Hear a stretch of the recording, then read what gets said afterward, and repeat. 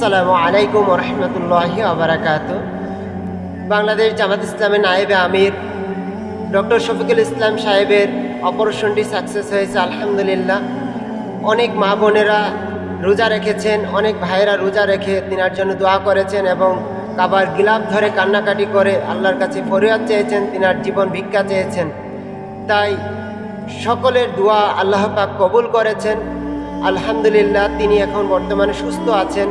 আমরা খোঁজখবর নিয়ে দেখলাম উনি বর্তমানে অনেকটা ভালো আছেন আলহামদুলিল্লাহ।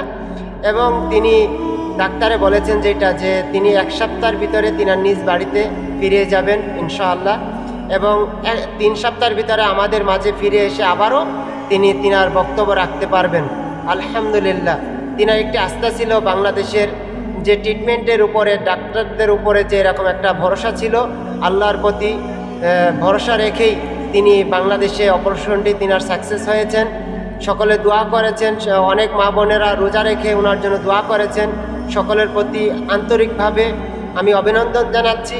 সকলে ভালো থাকবেন এবং তিনার জন্য বেশি বেশি দোয়া করবেন, আমরাও আবাজত করেন আমিন। এবং তিনার যে মনের যে আশা ছিলেন, আমাদের বাংলাদেশ জামাত ইসলামের নায়েবে আমির ডক্টর শফিকুল ইসলাম সাহেবের, তিনার মনে আশা ছিলেন এই বাংলার জনগণের যেন আস্থা না হারিয়ে যায় বাংলাদেশের ট্রিটমেন্টের উপরে।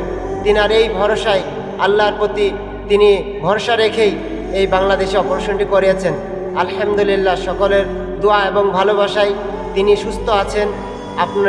আপনারা জানেন তিনি এই বাংলাদেশের মানুষকে কতটা ভালোবাসেন। দোয়া করবেন, ভালো থাকবেন, সুস্থ থাকবেন। আল্লাহ হাফেজ।